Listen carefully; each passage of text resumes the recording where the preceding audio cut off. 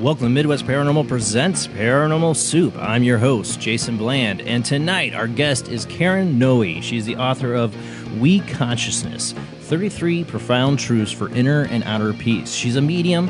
I'll give you more of her bio a little bit later in the show. But she has been talking with Dr. Wayne Dyer. He left the physical plane in 2015. He's passed on, but she started communicating with him and getting connections from the other side about what is life, how to manifest reality. We've talked about this a lot lately on this show, something I really do personally believe in, and I need help living it. So that's kind of why I like having these guests. So we will have her on. We will also take phone calls later in the show. But Karen, being a medium, but if you have a question about her book or what we're talking about, that's great. No readings tonight, though. Karen's not going to do readings. We're going to talk about her book and the subject of manifesting your own reality and the power there is in your own thoughts and how you think about yourself even. I've been reading the book. I really love it. And, of course, what we have every Sunday night is the World Wide Web of Weird, so we want to get rolling this show. All right, guys, we'll be with you in just one sec.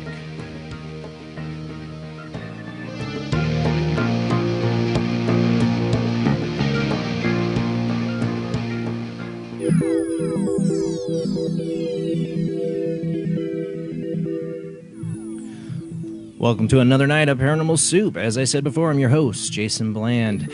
We are streaming out to Late Night in the Midlands Radio Network. You can listen to us at Late Night in the Midlands Radio Network. There's a number of ways you can listen to the show. There's the TuneIn app. There is the Paranormal TalkStream app, the Paranormal Radio app. You can listen off the mothership herself, the Late Night in the Midlands Radio Network website, and there's this chat room in Discord you can listen to. For those who like to watch, we are also a webcast on our Facebook page at Midwest Paranormal Presents Paranormal Soup. That's our Facebook page. You can watch us there as well. Just don't get to hear the great copyrighted music. We only have 2 commercial breaks tonight. This is only a 2-hour show. We've been doing some 3 hours, but this is only a 2-hour show tonight. We got a great guest. But let me get to my lovely co-host, Jamie D. How you doing tonight, Jamie? Doing great, Jason, and really excited to hear about the topics tonight. I'm always fascinated by these. Yeah, especially, like I said, I'm a Gnostic. I don't belong to any kind of religion, but my idea about what reality is along these topics that we've been discussing the last couple months on these episodes of like James Goy Jr. and Alona Selke about manifesting reality. I really do believe it. It's just acting it and doing it. Joining us from St. Augustine, Florida himself, Rob Autry. How you doing tonight, Rob? Doing great. Glad to be here. I could definitely use help in manifesting several things. I truly believe in it. It's just executing it. Exactly. Living it. Well, let's for those who are living their own weird reality, let's go ahead and roll into the World Wide Web of Weird.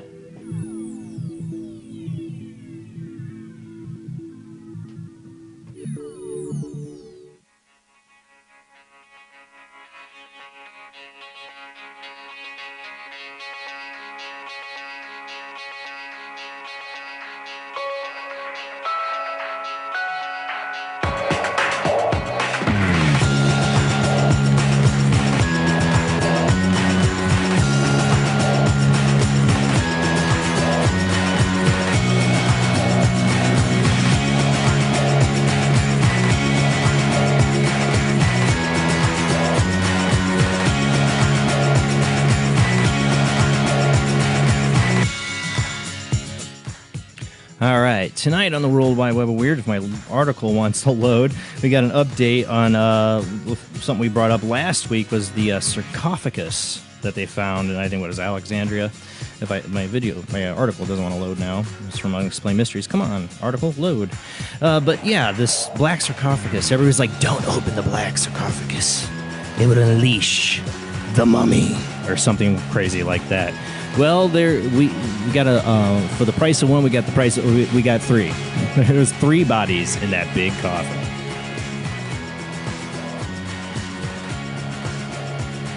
Don't touch it, it's evil. All right. So, yeah, this comes from Unexplained Mysteries. For, like I said, people listening on Late Night in the Midlands Radio Network, we are a webcast. My video engineer, Jeffrey Chan himself here, will pull up videos and pictures and stuff from the articles we're talking about tonight. So if you are interested in seeing anything, you can always go back for seconds and watch the show right away at our Midwest Paranormal Presents Paranormal Soup Facebook page. I also put up a edited, non-commercial, commercial-free show a few days later on our YouTube channel, Paranormal Soup or Jason Bland. Just type those in. All right, from Unexplained Mysteries, giant Egyptian sarcophagus, like in that doc, as usual, has been opened. This is from Unexplained Mysteries, posted on Friday. Measuring a whopping 9 feet long, 5 feet wide, and 6 feet tall, the casket, which was unearthed at a building site following a preliminary inspection by a team from Egypt's Antiques Ministry, dates back around 2,000 years and is the largest sarcophagus ever discovered in the city. After it was first revealed, there was much speculation and debate over what was inside, with some suggesting it may even contain the remains of Alexander the Great himself. Now, though, after finally lifting the lid, archaeologists have revealed the sarcophagus actually contains remains of 3 human skeletons submerged in disgusting sewer water. And for people listening, you're not missing anything. It's disgusting. Take our word for it. Small children probably should have been warned to look away, but it is pretty gruesome. It looks like something out of Tales from the Crypt. The smell was so bad that after the lid was lifted, even slightly, the operation had to be postponed. We found the bones of 3 people in what looks like a family burial, said Mustafa Wazari, Secretary General of the Supreme Council of Antiquities. Unfortunately, the mummies inside were not in the best condition. Only the bones remained. Before it was opened, some had warned that the contents of the casket may be cursed. We've opened it, and thank God the world has not fallen into darkness, said Wazari. I was the first to put my whole head inside the sarcophagus. Oh, gross, dude. And here I stand before you. I am fine, except that it was really disgusting. Now there is some guy who's posted GoFundMe or something like that, trying to get access or petition to get access to the sarcophagus sewer water. And make a carbonated beverage out of it. Yes, I am not joking. It's real, true. Some really weird person out there thinks this should become a beverage. He's looking for names for the beverage. And because he's fine now means that he's forever going to be fine from this, right? What do you mean? Like he says, well, I did it and I'm fine. Well, no, he didn't drink it. He hasn't drunk it. No, He hasn't. but He wants sticking his access head to in it. the hole. Oh, that's the Didn't he go- archaeologist. Yeah, he's fine. Yeah, you're fine. You Oh, didn't get okay. cursed. Sometimes curses have a while to play out, buddy. No, I think he's fine. I just think that sewer water is pretty nasty. I think the guy who wants to drink it wouldn't be fine. I think he'd be hurting real bad. Yeah, I'm gonna take a pass on some of that. Yeah. Yeah, like I Okay. say, go down in that article and look at the video. Watch the video. It shows them pouring it out into the street. Oh, yeah. It's pretty bad. Yummy. All right. Last week I talked about a UFO on the show. It was in my county. Turned out, even though the guy talked to the airport people, whatever, that said they didn't know of anything in the area, there was a blimp that was flying in that area heading from Chicago to Indianapolis. So that one could be possibly a blimp. This is from March 31st. This is from UFO sightings or UFO sightings shotspot, blogspot.com.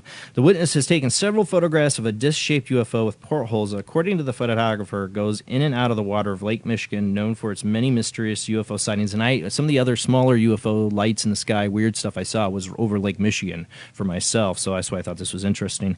On the night of March 31st, 2018, about 10:20 p.m., it was a very clear, calm night with a bright full moon.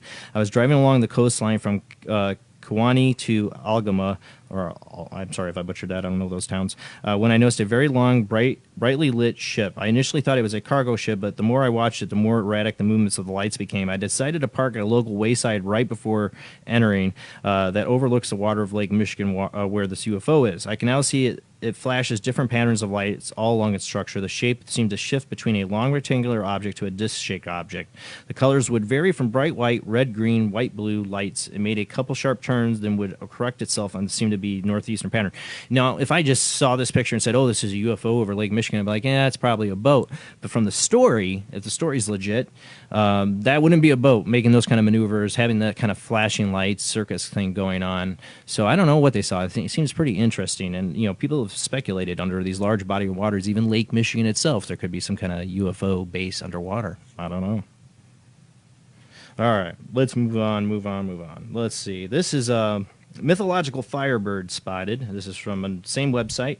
Large mythological firebird spotted near Yellowstone, July 17th. A strange, colorful bird has been spotted on the Grand Teton National Park live webcam just days after a highly popular area near Jenny Lake and Grand Teton National Park, located near the Yellowstone National Park, has been closed to the public for immediate future due to concerns of over-expanding cracks and fissures in the large rock formation. While Yellowstone seems to be in a perpetual state of unrest with a steamboat geyser that has erupted for the 11th time since March, now the expanding cracks and fissures at the Grand Teton Park has the appearance of this colorful bird that resembles the mythological firebird, as at least odd. I don't know how they wrote this. This is weird. The firebird, also called a phoenix, is a sacred firebird found in mythology of many cultures, described as a large, magical, glowing bird with majestic plumage that glows brightly, emitting red, orange, yellow light. And that's exactly what this is. This picture we're showing is this. It looks like it's on flames. I mean, looks like something out of Hunger Games or something. I don't know. The bird looks like it's on flames. I mean, seriously. I don't know if this for it to be fake. You know, there would have to be some digital manipulation to make it be fake. It wasn't like they actually threw a bird and set it on fire or anything. I hope not. But it's a pretty crazy picture. I don't know if there's a video here, but I haven't watched the video. I think it's just a photo they got. But let's move on. Magical Firebird, that's pretty cool. All right, moving on. Number 4. This one is one of those articles I have some beef with. This is from Unexplained Mysteries. Your earliest memories may be fake, study claims. And, I know I've probably said on the show before a couple childhood memories that go back before I was like even 2. The study, which involved asking 6,000 volunteers, described their earliest recollections, found that up to 40% were able to remember something that had happened to them before they were the age of 2. 15% of those surveyed even had memories of things that happened earlier than that, but is everything as it seems? Most scientific research conducted in recent years has indicated that our brains simply do not have the capacity to process and encode major life experiences into long-term memories until we are around the 3.5 years old. If that's true, how is it that so many people can remember things before that age, like myself? The answer, scientists argue, is that they can't. The memories are fake, and so much as that they are creations of our subconscious designed to build up a more coherent narrative of our lives. Such memories may borrow from our other sources, such as photographs and things our parents or relatives have said about our childhood, to build up a mental picture of your earliest experiences. And I've heard that said before, and even my mom brought that up when I bring up stuff. Well, maybe it's because we were talking about it. I'm like, no, I remember the experience fully. And I remember not being able to form words yet. I remember one instance, one of my earliest memories, I remember not being able to talk totally, not knowing how to talk, and trying to explain how that my cousin was stuck under a bed because we were only a month apart. We were crawling under a bed. I could barely walk. I remember that. It's not from them telling me the story. It's clear as day memory. Now, everything in between before that, I don't remember. I think kids pick up memories. I think these scientists are being a bit arrogant. Just because they can't explain how they have these certain memories doesn't mean they don't. And to just write it off, I think, again, is arrogant scientists being bad scientists. That's not an open mind to the idea. Because like in the title. Yeah. The title says your memory may be fake. That's kind of like saying you may win the lottery. Yeah, they don't know. They don't understand it. So they're just fake. You're just imagining it. Just like they put a lot of paranormal things up on that platter. All right, let's move on. Another thing saying is fake. I like memories is this I had to take from Coast to Coast. I couldn't find an article on it, but I know they just came out with this. The authenticity of the Shroud of Turin is being called into question once again via a forensic study that suggests the image contained on the cloth is a fabrication. The comparable piece of linen, which some believe to be the burial cloth of Jesus Christ, has been the subject of seemingly unending debate that stretches back centuries. The latest twist in the Turin saga comes courtesy of a newly published paper detailing rather ingenious technique used to test the image of the shroud. I don't think it's very ingenious. I'll get to that in a second. In the study, researchers attempted to see if the blood flow from the wounds thought to be afflicting the person of the shroud would actually match the depiction seen on the cloth. To pull off this feat, they enlisted a human volunteer who was outfitted with a small tube that dropped human blood from their crucifixion nails would have been. Additionally, since the story of Jesus states that he was also suffering from a stab wound in the abdomen, researchers incorporated this injury into study using a somewhat similar method involving a mannequin. Despite positioning their test subjects in a number of different ways, the scientists behind the study found that the large natural blood stains patterns could not account for the legendary shroud image. Although they match in some instances, those perspectives overlap other parts of the picture incomplete. By looking at the whole deception found on the cloth, comparing it to what was produced by the study, one of the researchers told the website, "You realize these cannot be real blood stains from a person who has been crucified and then put in the grave, but actually handmade by an artist that created the shroud." And that's a bunch of crap, because if you look at the other studies, they can show there's no way this could have been hand painted the way it is on the fabric. So that's wrong. And two, the other thing is that their whole blood testing, I'm not a blood splatter expert, I'm not Dexter, but you had the abdomen wound, you had the hand wounds, but you forget he was also lacerated with a whip with balls on it that pierced his front and back. So he had wounds all over his body, and to say that you can, that the blood pattern doesn't appear right to our test, I think you're missing something. I think you're missing something big, and that happens a lot with the Turin. I'm not saying I'm a believer. I'm agnostic, but I think there's something special about this piece. I still do, and I think that their study is a little off. I don't think it totally proves anything that it's fake. All right, let's move on. Number 6 from the World Wide Web of Weird here. We got from another one from Unexplained Mysteries is about, I love flying cars. Yes, I know, I want a flying car. U.S. startup reveals new flying car prototype. And we've talked about it. We've had a couple stories on this one, but I found this one interesting is the cost. We'll get to that. Developed by Palo Alto-based firm Opener, the vehicle has been designed to be both affordable and easy to use, that it can be flown by just about anyone, not just experienced pilots. Described as more of a human-carrying drone. That's right. You won't really fly it. It'll fly you. The flying car due is inability to drive on the ground. The Black Fly is nonetheless an impressive entry into ever-begunning lineup of futuristic cars. So this one, it ain't going to drive around like the DeLorean and then take off up in the air from Back to the Future. It's just going to fly. But the cost of it, they said, would be around the cost of a luxury minivan or SUV.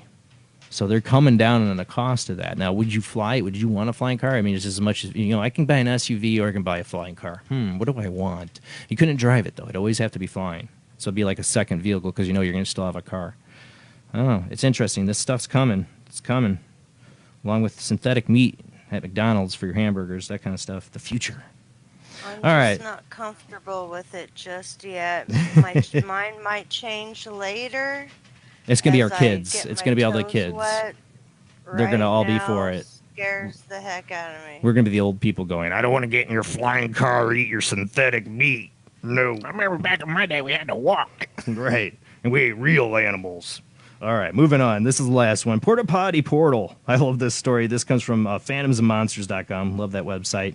Here's a good one that I was not the only witness to. My husband and I were attending a motorcycle rally. Neither of us were under the influence of anything, and I had to use the restroom, so I found where the porta potties were. I started to get in line when a tall lady in khaki shorts and a tank top, hiker boots, and with brown hair and a ponytail sort of cut me off in a long stride and walked straight into the porta potty I was headed for. The door slammed, and I thought, oh, well, I'll wait. So I stood and I just a few feet away and anxiously waiting for the door to move because I had to go. The minutes ticked by. It was taking her an awful long time. I continued to wait for a while, and then it just seemed ridiculous. I noticed that she had not turned the knob to latch the door. I went up to the porta potty and knocked, calling out, "Hello, are you there, ma'am?" No answer. I stuck my finger in the crack of the door and pulled it open. Brave woman, a tiny bit to see if she had passed out in there or something. My husband saw what I was doing, and he asked if she was in there. I was so shocked. I pulled the door wide open so he could see and announced, "There's no one in there." Neither of one of us could figure it out where she had gone. This porta potty didn't have a back door. I was watching for any movement or sound I could get. What porta potty has a back door? I was watching for any sound or movement I could get and turn in there. It made no sense. She was too tall to have stepped out unnoticed and slipped away. I think it was a time slip. I love these kind of stories. Perhaps in some past year there had been a doorway there to somewhere else, like maybe a booth that served food. Well, that'd be gross. Just came from the porta potty portal to the booth that serves food. Cook you something. I hope they wash their hands after they go through the portal. For whatever reason, she walked through my time to get to wherever she was going. Thought that was a cool story. And that's it for the World Wide Web of Weird, because we want to get to our guest, Karen Noe, author of We Guidesthat 33, Profound Truths for the Inner and Outer Peace. We do play music on Late Night in the Midlands radio network that you cannot hear on Facebook. So don't freak out if you get some quiet. We will be back after this short commercial break with our guest, Karen Noe. And if you want to listen, you got to go to Late Night in Midlands Radio Network if you want to hear the music and stuff. That's never going to be on Facebook. All right, guys, we'll be back with you in just a few minutes. Tonight on Paranormal Soup, our guest is Karen Noe. After best-selling author Dr. Wayne Dyer left the physical plane in 2015. Karen has consistently been receiving very profound and specific messages from him for his family and for the world as well. While Wayne has come through singularly for his family, he comes through together with a group of other celestial beings called the We Guides that include Saint Francis of Assisi and countless numbers of angels and ascended masters. Karen Noe is a renowned New Jersey-based psychic medium, spiritual counselor, and healer with 2-year waiting list. She's author of We Guidesthat 33, Profound Truths for Inner and Outer Peace, Your Life After Their Death, A Medium's Guide to Healing After a Loss, and Through the Eyes of Another Medium, A Medium's Guide to Creating Heaven on Earth by Encountering Your Life Review Now. She's the founder of Angel Quest Center in Waldwick, New Jersey, where she teaches classes, gives readings, and practices alternative healing. You can listen to Karen on the Angel Quest radio show by tuning in to www.hudsonriverradio.com the first Saturday of every month at 10:30 a.m. Eastern. And for more info on her, you can visit her website at www.karennoe.com. We have a lot to talk tonight. I do want to stipulate when we do take phone calls later in the show after the second commercial break, we're not doing readings. She is a medium. We do have a lot to talk about. You got questions. You should have questions about what your consciousness can do, how it shapes your reality. We've had a number of shows on this issue, and I can't wait to have Karen on. So let's get to our guest.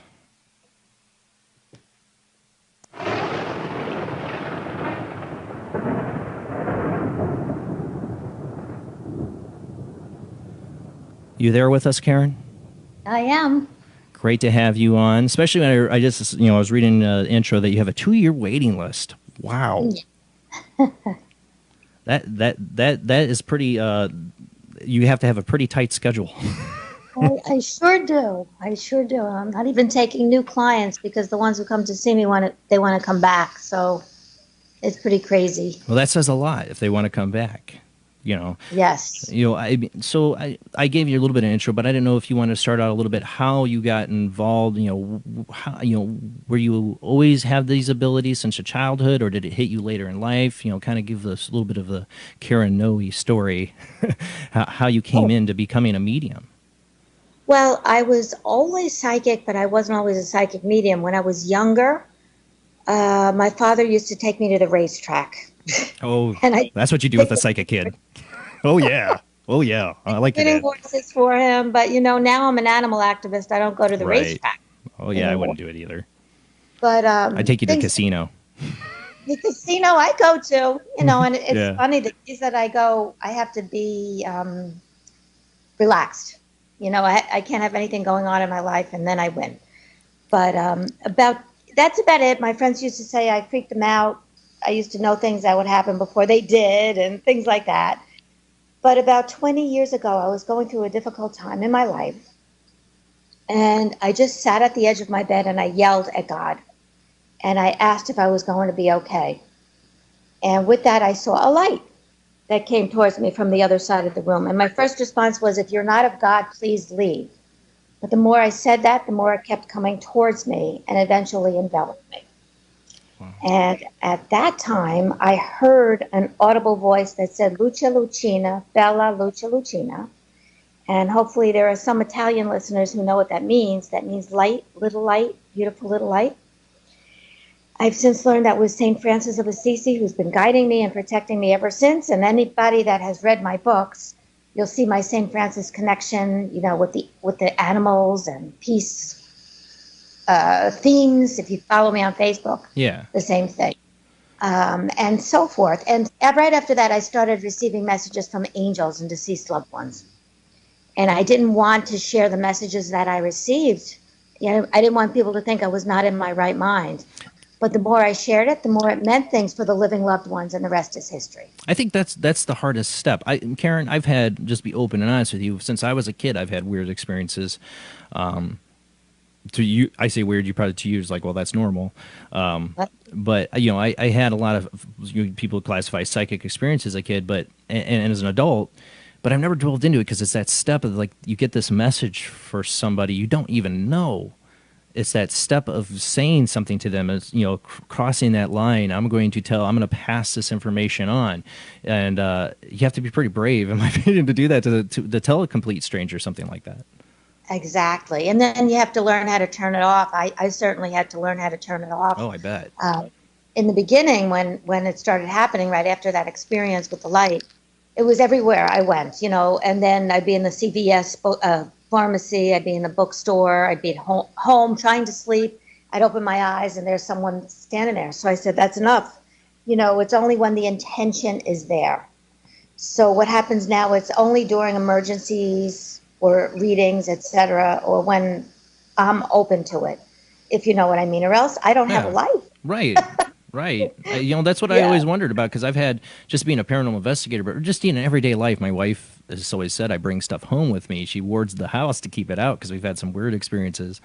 And like spirits that, I remember walking into a room, this is years ago, after doing Belle Guinness's investigation. She was a very dark woman, we'll just put it that way. Back in the early 1900s, and I came home after that and looked up at my ceiling, and I could see this girl in a dirty, raggedy dress floating up at my ceiling, and I don't think anybody else would see that. I think it's one of those things that you see it, but if somebody else was in the room with you, they wouldn't see it. It's so how do you communicate that? People are going to think you're crazy. Exactly. That's the way I felt in the beginning, and I didn't want to share it, and the more I shared it, the more it meant something. So I said, all right, I gave in, and eventually I just decided to do healing, Reiki, energy healing in the back of a hair salon. And as I was doing that, I was receiving messages, and finally, word caught on. And the first client told a few people, and then they told a few people, and so forth. And then the rest is history. It's crazy. It really is. I'm not a Reiki person or expert, but I've had some of it done. But little I know, I mean, when you're doing Reiki too, you're like releasing energy from people. So you're kind of getting information that way too, don't you? I mean, you're like kind of sharing energy. Yeah, you're receiving universal energy from God, source, whatever you want to call it. But it's going through you. So it's not really me giving the energy, but I'm in their energy field. So when I'm in there, you could feel more, more information and stuff. But something with what I think is really important to know is that everyone can tap into their psychic abilities. It's not just about Karen Noe. And I really believe that that's my purpose in life, is not to show what I can do, but to teach people and empower them to do what I do. And I think that's great. I mean, if you're, some people say that's bad for business, man. You want to be the only one, right? No, you want to teach people that, they don't have to go to you to do this, to communicate with their loved ones. They can do it. I definitely get that from the very first page of your book, that you're trying to empower people to realize their own inner power to do this. Absolutely. And we can, it's just most people, for example, they expect when they feel their deceased loved ones are going to appear to them as an apparition or as a voice, an audible voice. But in reality, our loved ones, they don't have a physical body. So they may probably be coming to you telepathically, speaking to you as thoughts that just pop in your head for no reason. So you have to learn how to differentiate your thoughts from theirs, which is very difficult. If you're thinking of your loved one, you may think it's you. I totally believe that, Karen, because some of the psychic experiences I've had, is when it's happened to me, it's like it's my own inner voice inside my head, but it's telling me things I don't know why it's telling me. Yes, I could write it off as imagination if I wanted to, but why would my imagination bring this up now? Those kind of things.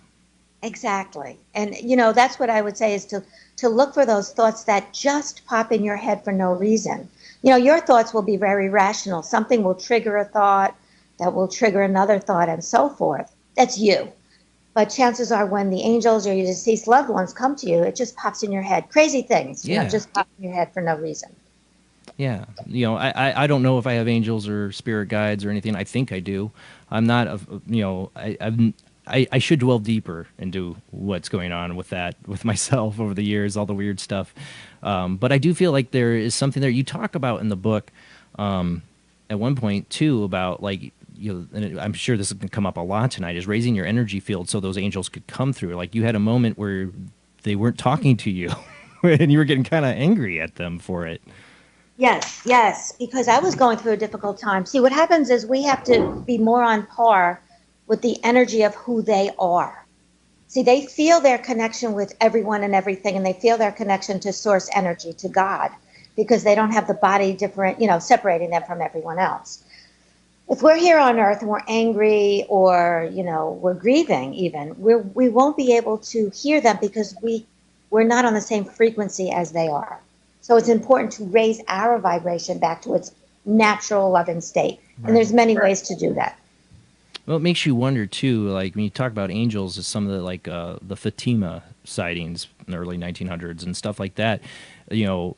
People's own consciousness, if it's in the right attunement, you could have a mass, a miracle like sighting of an angel or something miraculous like that, because everybody there is in tune to it, or they're open to it at that time. One of the things I love about the idea of your book, We Consciousness, 33 Profound Truths for Inner and Outer Peace, is too the idea that we are all the same, that we are one. Because, Karen, I am not a religious person. I am Gnostic. I question everything. Uh-huh.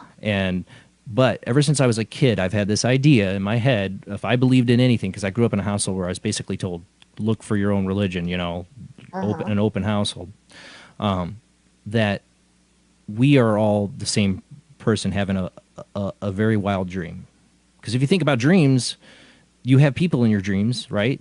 But they're you. If you think about it, they're you in your dreams interacting with you. You're interacting with yourself in this imaginary world. You just don't know it because you're dreaming. I've always wondered, are we all just the same entity split up in multiple personalities in a way? We are. That's exactly right. And that's the main concept of the We Consciousness, is that we are all one. And that should change everything, right? I mean, if you think about it, it should change your perspective on a lot of things. If you hate somebody, then you're hating yourself. Exactly. But it's difficult to understand, but it's exactly true. You say difficult to understand. The thing is, I think I've always understood that, but it's still, I forget it. You know what I'm saying? I still go about my life. I'm a human like everybody else. I have people that make me mad, and how do you live it? That's the question. Why I'm loving your book is, the ideas in there is, how do you live that? How do you understand that and actually live that and have it affect your life? How do I live understanding the oneness of everything and everyone? Right. Is that, that's what I think your book is trying to get, is like how that affects your life, the concepts in it. Well, when we truly understand this, first of all, let's go here. After we pass, we go through a life review, right? Where we are able to see how we have affected each person through their eyes. We go through, we see if we're good, bad, or indifferent, how we affected them, as if we are them. And guess what? We are them. But the reason why we're able to feel that is because we don't have the bodies that are separating us. So I try to live day by day, trying to promote, the best of my ability, trying to live up to par to who I really am. Raise my vibration. I try each and every day. And when I can't do that, I'm not as able to connect with deceased loved ones and the angels and being intuitive as I could be. And the reason is, again, because I'm not living up to who I really am. But we all have that ability to retain that higher level of consciousness, of source energy, whatever you want to call it. As we said before, being religious it's different than being spiritual, because we're spiritual beings having a human experience here on planet Earth. I love that. Now, the time of the angels, they got your attention, though, with something, and I think it was a cloud in the sky. Oh, gosh. Yeah. Because to get you to raise your vibration. If you wanted to, I don't know if you want to give away too much of your book tonight, but... Of course, I'd like to share that. Yeah. It was a time in my life, I was going through a difficult experience. One of my clients was giving everybody a difficult time, including myself. Now, let me backtrack by saying everything in our life is created by our thoughts and feelings. So there are no coincidences that are going on in our life. So if there's someone in your life that you're not getting along with, etc., we have to claim the responsibility for that. So I know whatever I did, I didn't think I did anything, but in any case, I was feeling down, I was angry, and so forth. And in so doing, by being at this level of consciousness, I wasn't able to connect with the angels as much as I could. So as I was walking down the street, with my dog, I'm yelling at the angels in my mind. I'm saying, I know you could hear me, but I can't hear you. I know you could hear me, but I can't hear you. And as I was saying that, I look up in the sky, and there are clouds in the formation of an ear with a finger in it. Now, because I was in that state of consciousness, I couldn't understand what they were saying. And all I said was, that's so stupid. What is that? What are you trying to tell me? And I'm walking, and I continue to walking. And as I was walking, I started to change. I started to notice the beautiful flowers around me. I started to notice the birds, singing in the air, the music of the birds. I started to feel, as I walked closer to my home, the love that was coming out of my home. And only as I was changing my vibration and raising my vibration was I able to understand what the angels were trying to tell me, that I couldn't hear them because I was ranting and raving and I was angry. All I needed to do was to raise my vibration, and I was able to hear them once again. So that's the same with all of us. We need to raise our vibration so we can hear the celestial realm. And maybe even hear those who your loved ones have passed on. Absolutely. They don't want to be around your negative energy either, probably. Well, what's funny is even at that time, I was still able to connect with those who passed, Right. the deceased loved ones. I have to, in my business, that's what I do. I'm a medium. And as we were saying before, I'm booked for 2 years ahead of time. I have no time to be angry and upset. I have to. But feel you're good. human. You're human. I mean, how do you go in the office one day, you got to do a reading, and it's a bad day for Karen, Yeah. Yeah. I'll give you an example of what I do. At one point, a few years ago, I was going through a divorce. And, I was feeling sorry for myself and a little bit angry, a little bit crying, all of that. But I went into my office. I knew I had to raise my vibration. There was no time for that. So what did it for me to raise my vibration quickly? I went on YouTube and I Googled babies laughing or puppies, puppies or kittens, whatever it was that made me feel better. And I tell you, at first, I didn't want to see this. I didn't want to see the puppies. I didn't want to see the cute babies because I was still angry, right? I was upset, all of this. But when I forced myself to do it, when I unplugged from the negativity and I plugged into the positivity, within 5 short minutes, I raised my vibration, and then I changed my feeling as well. Because again, whatever we're creating inside of ourselves is creating more of that outside of ourselves. So we have to plug into what we want instead of what we don't want. Focus on solutions instead of problems, and so forth. It makes perfect sense to me. And, when you talk about looking at pictures or videos of babies laughing or dogs puppies, whatever, to get kind of like out of that mood, to raise your energy. It makes sense to me because for me, I have 2 children.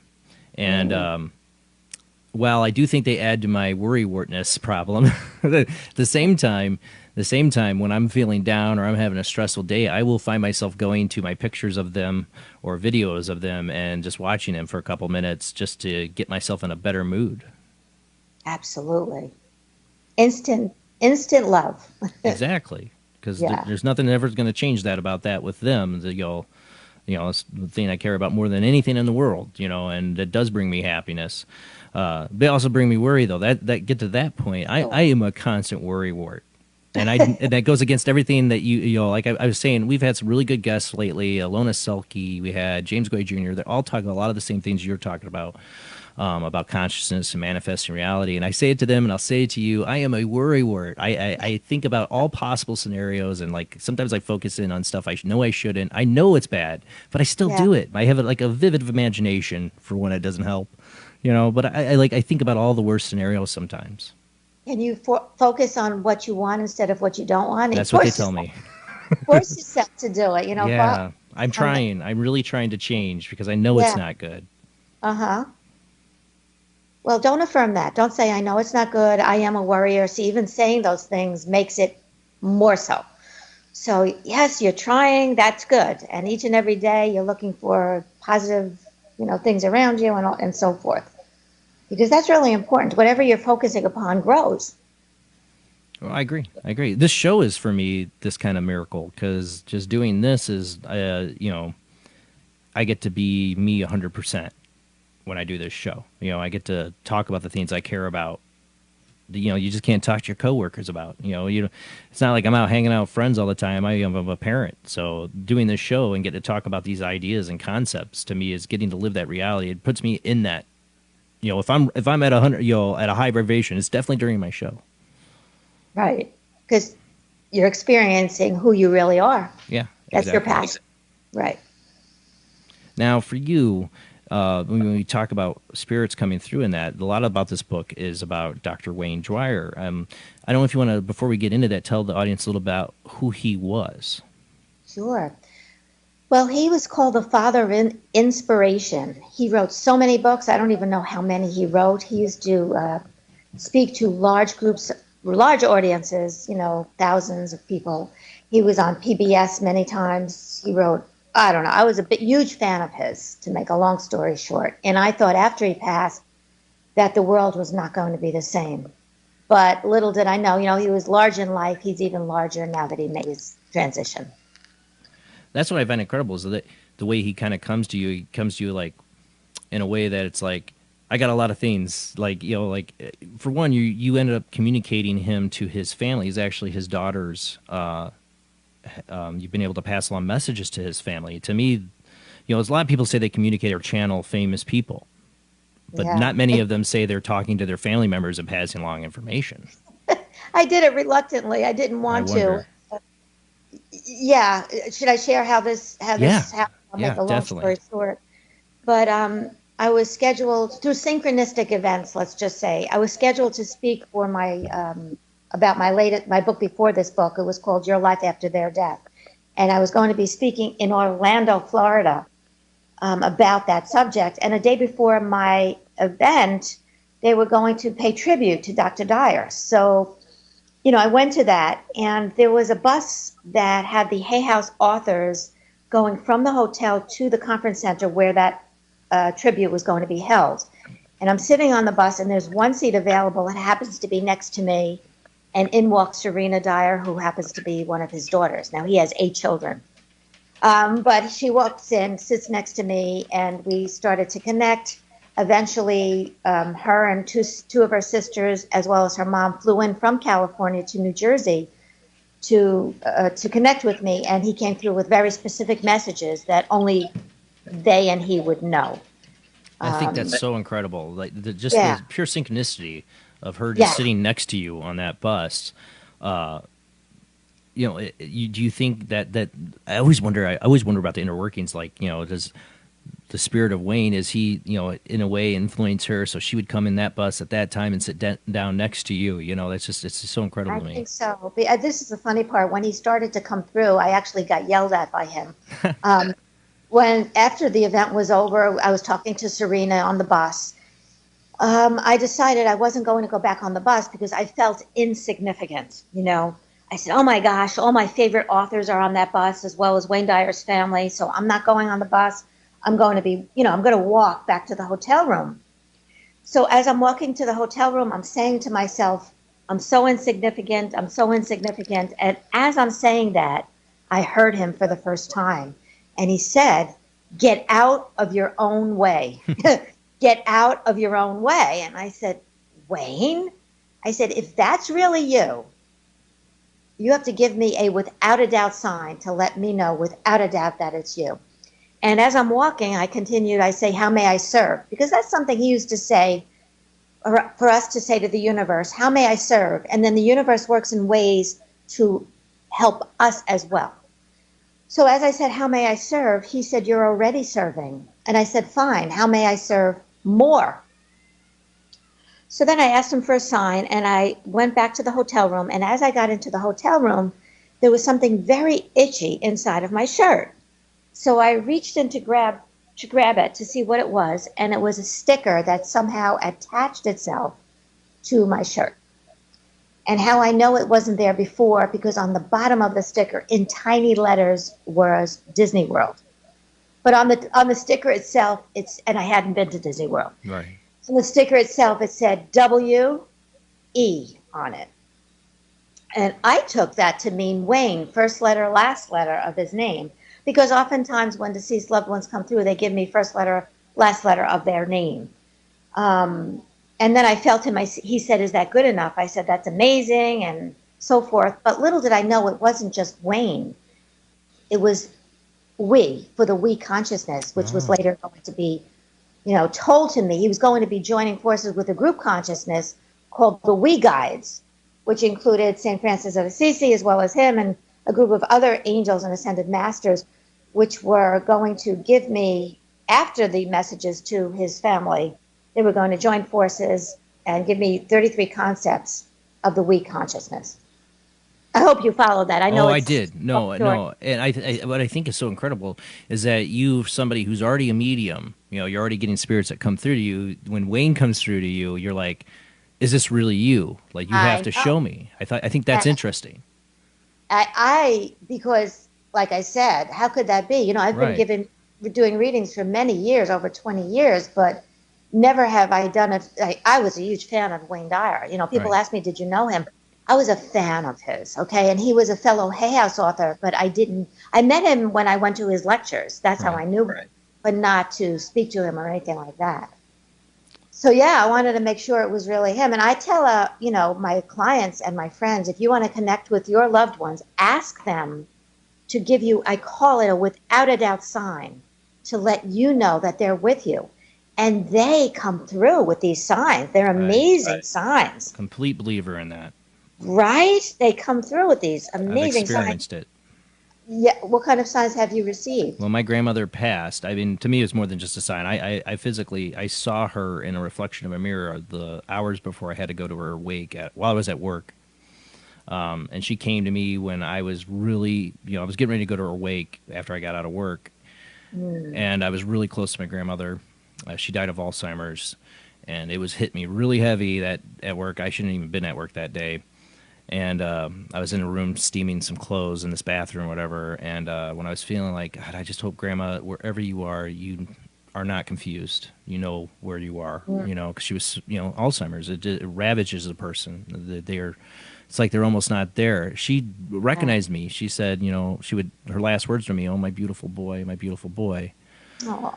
And I saw her in the mirror. When I looked up for a few seconds, I could see her, and she smiled at me, and then she was gone.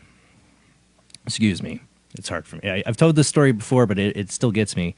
When I went out on the floor to let them know I needed to step out of the store, I needed to take a break, two of my associates come up to me. They all know I'm the weird guy at work. I'm the paranormal guy. I don't think you're the weird guy. Right? You're the normal me. Yeah, so they come up to me like, something really weird just happened. There was like this rush, and the door was closed. Front door was closed. They're like, nobody walked in, but there was like this rush of air through the store, and it went by one of the associates, and he said, it felt like and he was totally a skeptic of anything, but he's like telling me this was so weird. He's like, I felt like this weird tingling over me, and this is at the same time I saw her. It's like she rushed into my store because she felt how bad I was feeling, how sad I was, and just worrying about her. My mom had her own, I think, experience, if I remember right, too, to kind of let her know.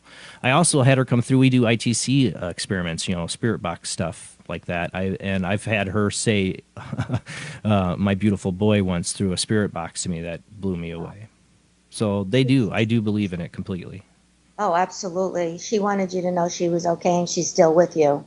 How amazing is that, right? I mean, energy doesn't begin, it doesn't end. That's what people don't understand. If you're trying to explain this to a skeptic, just say that. It's very scientific, actually.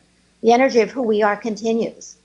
Yeah, nothing ceased to exist. It just changes.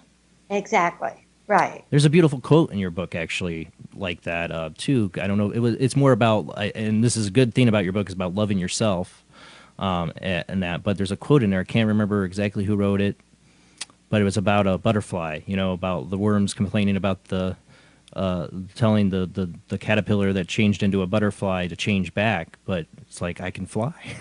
Why would I want to change back? Right. That's very true. So I believe people, like, what your book's trying to do is to empower people to change their lives, but also to realize that, they can communicate, they can reach out to their loved ones. It's the loss of a loved one, such a hard thing. I've so many friends that go through this. I feel, losing my grandmother, it was sad, but I feel I've been lucky not to have lost others close to me, like some of the people I know. So it's a hard. You wrote a book about that subject as well, right? Is how to deal with Yes, that kind of absolutely. loss. Throughout the many years of doing readings, I've learned, see, the living loved one is the one who's suffering. The one who's passed is truly at complete bliss and peace. There's no doubt about that. And they come through and they, no matter what, they forgive, they're in total love, And by the way, as I was saying before, they're able to see through our eyes how they affected us. So I tell people, don't wait until it's too late to do that. I know I'm going to a different subject right now. It's all right. Sorry. It's my fault. No, try to see through another person's eyes right here and now before it's too late. But yes, my book called Your Life After Their Death, I talk about different ways to communicate with your loved ones, how to look for the signs, how to ask for dreams, and then there's different types of dreams of your loved ones. Tell them to wake you up after the dream so you remember it. I talk about different techniques that help you during the healing process. Right. Like emotional freedom technique, tapping, Reiki. There's all these different Ho'oponopono. There's all these different techniques that I have seen. Because what happens when a person comes to see me, it's not just the reading. It's the reading, and as I'm doing the reading, I'm healing the living loved one in my office. And I see what works and I see what doesn't. So I put that all in a book. You ask how may I serve? You're doing it. I mean, I think this book, We Consciousness, has a lot of great stuff people should read.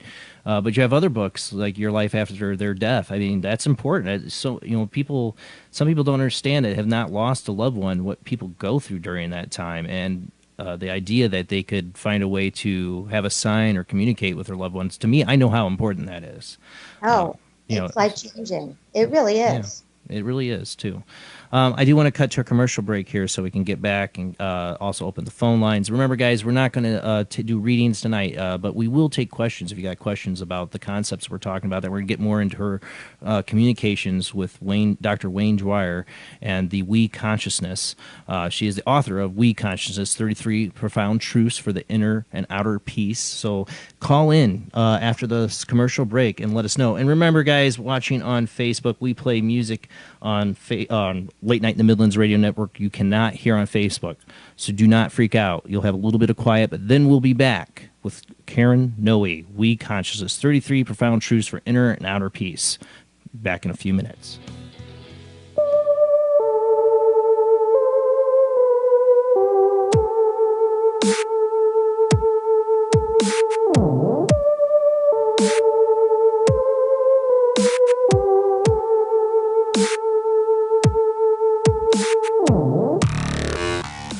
Tonight on Paranormal Soup, our guest is Karen Noe. She's the author of We Consciousness, 33 Profound Truths for Inner and Outer Peace.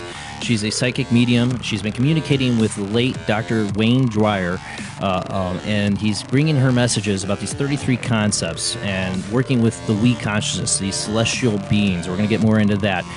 But you can call in the show tonight. She's not doing readings as a medium tonight. She is going to answer questions about these concepts so they can change your life.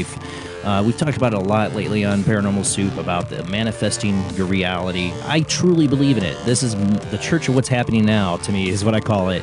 I've always believed in these concepts, and these books I've been reading by Lona Selke, James Goy Jr., and by Karen Noe, I'm reading her book now, remind me I got to work at this. I got to get better at understanding this because it's something I truly believe. I'm not a religious person. She says we're a spiritual being having a human experience. I totally believe that, and I want to live it. So hopefully this helps me, and this kind of show helps you. Remember, you can call in. There are a number of ways you can do it. There's the Skype IDs. You can call in by Soup Live Chat 800 Live Chat. That's the video Skype ID. You can call in for audio only. That is Skype ID 00JBland 00 or 00JBLAND 00. Or you can call in by phone at 219-230-4444. That's 219-230-4444 and ask your questions of Karen tonight.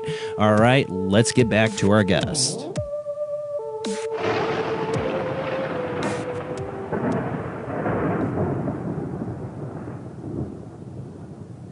You still were there with us, Karen? I'm here. How are you? Doing great. Glad you're sticking with us. I'm really appreciate you doing this show with us, especially for somebody who has a 2-year waiting list.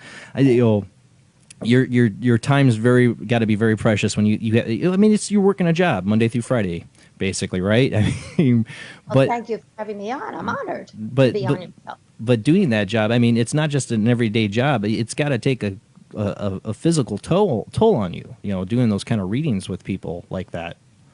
Well, for the most part, it doesn't. I see the peace that it brings to the people, and as I said before, as I'm doing the reading, I'm receiving energy as I'm giving the energy. So, for the most part, it feels really good. Sometimes, if a person loses a child, That's what I was that's going one of to ask. Yeah, one of the- that would be the toughest thing to me is yeah, communicating to a parent who's lost a child, because that's my worst fear yes, but in the world.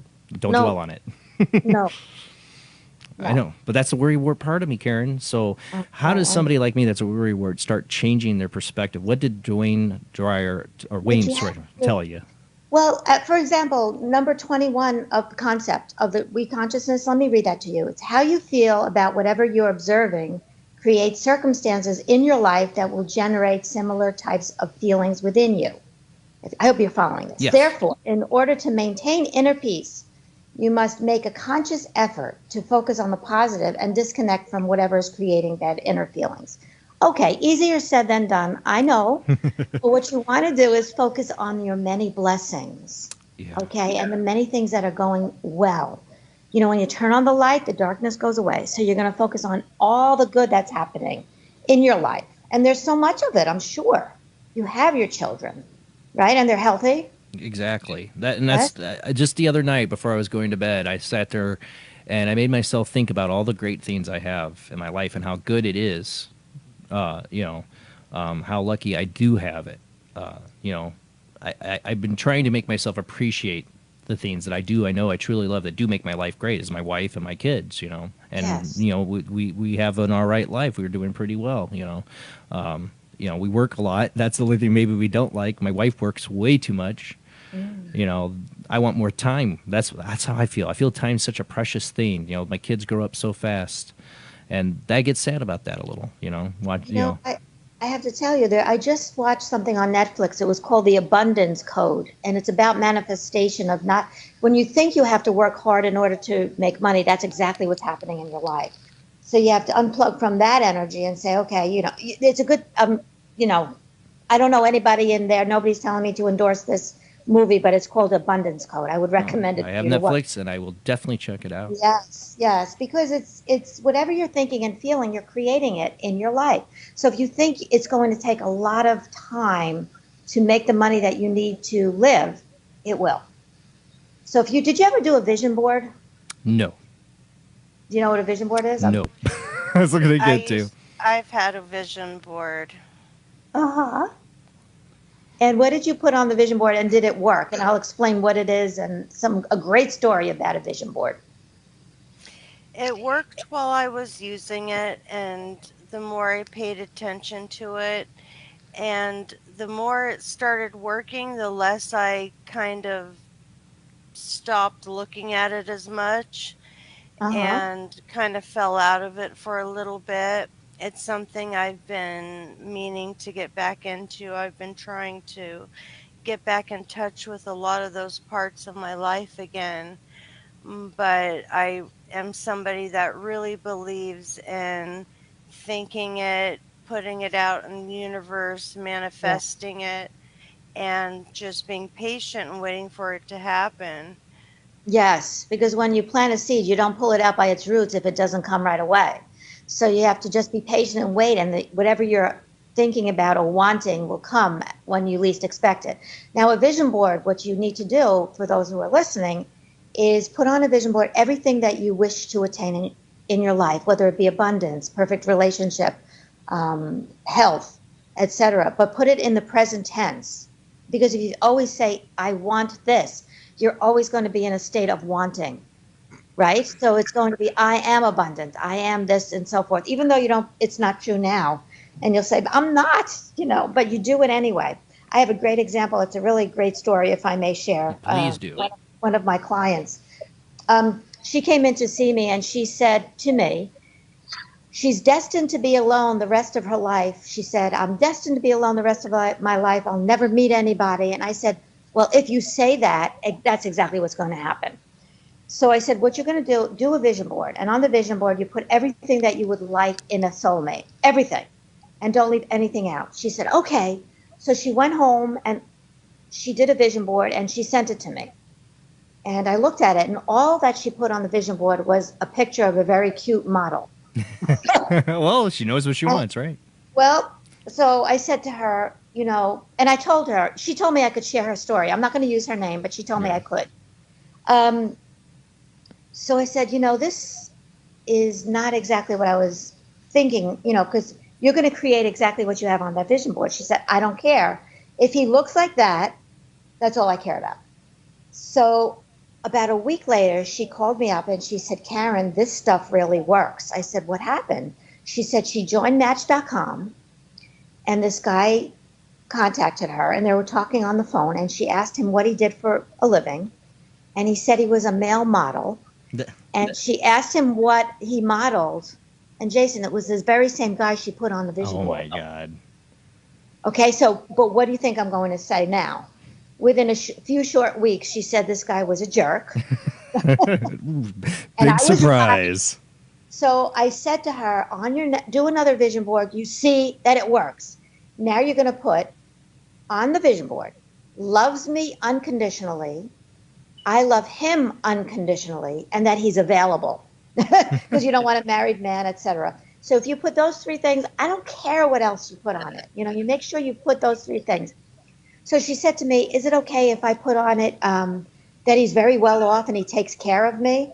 I said, fine. It's not going to make you happy, but if that's what you want, as long as you're putting loves me unconditionally, I love him unconditionally, you don't want one loving the other more than the other, and is available, sure. So she did that on the vision board in a short period of time. I think it was a month. This guy came into her life. He's the CEO of a company. He has a plane and all of it. And they're still together a few years later. And she said to me, this stuff really works. And I said, I know. So what you want to do on your vision board, don't leave anything out. If you could say to a genie, if a genie said to you, your wish is my command, what would you want? What would you desire? I wish for more wishes. No. Well, you have an unlimited amount. You have the ability. You're a magnet. Just think of it this way. You're a magnet that's creating exactly what you're thinking and feeling. And most people don't realize that. So what they're thinking and feeling is what is in their life. But in order to manifest what you want instead of what is, you have to think about what you want instead of what is, if that makes sense. No, it does. It does make sense to me. It's just doing it. So a vision board. So to envision things that, like would make a collage even. I saw Jeff, my video engineer, was throwing up some stuff of some vision boards that look like collages. You use images and stuff like she did, kind of, where you can write it all out. To me, it also reminds me of magic in its sense. People who believe in the power of magic. One of my favorite movies, and don't joke at me, don't laugh, but one of my favorite movies is Practical Magic. I love Nicole Kidman. Sue me. I have a thing for redheads. But in that, Sandra Bullock's character, when she's a little girl and pictures a guy, she makes a magic spell, and he one eye's green, one eye's blue, and he's gonna have all the he's gonna be all these different specific things, and it happens. But the thing is, I've heard real stories like that of people practicing magic. You wonder the historic knowledge of magic and all that stuff. It's this concept, but without all the mysticism, I guess, or all the you gotta do a certain spell at a certain time of night or whatever. It's now you can do it with just the power of your mind and envisioning it. It's more than just your mind. In other words, you can envision it, but it's the feeling that you have within you that's vibrating and attracting exactly what you're thinking and feeling. See, most people think about what they don't want. So the more they think about what they don't want, the more they receive what they don't want. So you have to think more. It's fun, actually. What do you want? When you're a child, you like to pretend. So do that. Pretend. What would you like in your life? Think about all of that. And just think of yourself as a magnet that's attracting like unto itself. Whatever you're thinking and feeling is coming to you. This is not something I believe or think. It's something I know without a doubt. And my wish is for everybody to understand this too. The only difference between a miracle worker and one who is not is that the miracle worker really knows it. that they can do this. That's it. Yeah, that's The what only- I always, like I said, it's something I've believed. Like I'm one of those people. I believe there's another. I say I'm agnostic. I'm not an atheist. I believe there's another side. I believe in a spirit world. I believe in the power of consciousness and what it does, and affects reality. One of the things you get into your book is the idea of how us as a consciousness, mass consciousness, affects world too. Yeah. I'd like to get into that, but we're going to hold on it because I just got a phone call. So we're gonna take this call. So it's a regular caller of ours. He's always got really good questions. How are you doing tonight, Zach? You there with us? I'm doing pretty good, brother. How are you doing? Doing great. Glad to have you on the show, and you always have great questions. So what is your question for Karen Noe tonight? Karen, it's very nice to meet you. I love hearing everything that you're saying. Especially, I do have, my question goes along the line of basically when you change your mindset and set a goal of what you want to do, that somewhere along the lines it's going to happen. But my question is, do spirit guides or the universe, do they provide obstacles to really strengthen your determination in order to achieve your goal? Why or why not? They can help you. I don't think they could provide obstacles. I think if you need help in changing your thoughts, you could ask your spirit guides, your angels, your loved ones to help you, and they will be there for you. You just have to ask. You have to set the intention for that to happen. But absolutely, they can help you. I don't think there'll be a barrier unless, it's your will. It's whatever you're vibrating. It's not what if you're saying obstacles, you're saying, is it a deceased loved one doesn't want you to move on and have a soulmate or something like that? Is that what you're saying? That they would put an obstacle here in your life? They can't do that. Well, I can't really relate my own personal experience. I wouldn't be able to talk about it right now at this time, but I am undergoing a transition right now, at least. But like, say for example, if someone's starting up a business per se, and they have to maybe run themselves into debt in order to be able to start up a business and make it successful per se, something like that. Okay, so more than even worrying about spirit guides helping you or any of it, the most important thing is to focus on yourself and your feelings about the debt and all that. What you want to do is spend as much time thinking about what you want more than the problems. You have to focus on the solutions to the problems instead of the problems themselves. And then the universe will work in ways to conspire to help you to make that happen. There's not going to be any barriers there. They're only going to help you. Okay, I definitely see what you're saying on that. So, really, that's the only question that I had. I think I have an input on that too. Is I think the obstacles that seem to come up are obstacles you draw to yourself. Within yourself. Yeah. Exactly. Yeah. Yes. But I see what Zach's getting at, because these obstacles do make people stronger sometimes. What doesn't kill you makes you stronger, kind of deal. Well, that's true, but we could get right to what we want without the obstacles. And I don't know about you, but I'd rather do it that way. Not do it the hard way. Me too. Yeah. Well, thank you, Zach, for calling in. Hey, thank you, brother, for allowing me to call in. Karen, thank you so much for answering my question. Love hearing what you're saying. Welcome. Have a great night. Have a good night, everybody. Bye-bye. Remember, guys, you can call in and ask Karen Noe questions at the phone numbers 219-230-4444 or Skype ID Soup, Live Chat 800 Live Chat, or OOJBland 00. You can call in and ask her your questions. Now, I was getting to is how does our own personal consciousness affect our lives? How does it, as a mass consciousness, affect reality and what's happening in the world? It's pretty crazy times we're living in, and I don't get into politics on this show at all. But it's pretty crazy times, especially in America, in my feelings, but in the world. Absolutely. So if you think of it, we're all one. We truly are. And that was what we were talking about before. So the stronger the vibration of, let me read to you number 12 of the We Consciousness. It says this: when most people are unable to feel their connection with God and everyone else, world events occur that are not of a peaceful nature.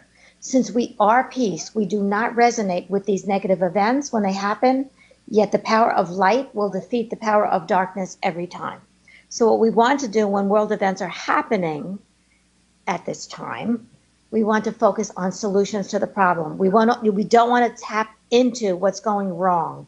We don't want to post on Facebook all the bad things that are happening, if you know what I'm saying. Oh, yeah. And the more we do that, the stronger the mass consciousness, it will vibrate at a higher level, and we will create change on the planet. But right now, it seems as if the majority of the people at this time, if it feels like there's more bad things happening, the reverse is happening. So we want to raise the vibration of the planet. I think we need a lot of raising of the vibration of the planet lately, And like I said, I'm not trying to get political. It's nothing to do with politics or anything. It's just the way things are, the way people are lately. It's crazy times we're living in, and new technologies and opioid epidemics in this country, and in my state's really bad. There's some tough times. People are going through some tough times, but what makes me wonder is, does negativity can feed itself, and we got social media and news that feed into it. How do we overcome that? It's very simple. You unfollow the negative posts. They don't even know, even if they're your friends, they don't think you unfriended them. They won't know. On social media, everything that comes up on my page is all positive. Somebody keeps posting negative messages, I just unplug from that. It's as simple as that. You unplug from what you don't want, and you plug into what you do want. It's like when I was going through the divorce, I had to plug into the babies, the puppies, the kittens, and all of that made me feel better. Because there is so much there are so much wonderful things going on in our planet. Exactly. To plug into that instead of what's wrong. That's why I do this show. This is a show of wonder, the wonder at the miraculous and the things that people that defy reality and what we think reality is. So why I do this show is to get away from all that, And I find myself more and more on social media. If I see posts that I think are negative, I'm like, I'm just gonna unfollow and just I don't want to see this, because why? Why do I need to make myself a bad day? And the other person doesn't even know you're doing it. Right. Yeah. But that's what I'm saying. You mentioned the power if you're. Yeah, you might go a little negative on you here, but I always I go to the dark side. But my brain, when I think about mass consciousness and the power of it, because there is a power there. Mm-hmm. Think about maybe if there's people higher up in our government and secret programs that believe in that too, Montauk Project, things like that. I'm afraid, what would they do with media and everything to use it to manipulate us too, to use that power?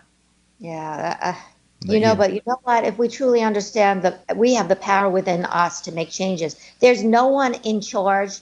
There's no president, vice president, governor, no matter who. We have the power. And when we reclaim the power, we can change our lives, the lives around us, and we can change the world, truly. I believe that. We do have another phone call on the line. Who do we got on the line here? Our lives, the lives around us, and we can change you got to extinguish your radio. Hang on. Yep. When you call in, people, make sure you turn your Facebook or radio app off, or radio, or whichever way you're listening. All right, I believe I got it. Can you hear me? I hear you. No echo. You're good. How you doing tonight? Who do we got on the line? Not bad. This is Steve Crawford. I just wanted to ask. I've talked to several psychics, and two of them flat out told me that I was Martin Luther, not Martin Luther King. No, the other Martin Luther.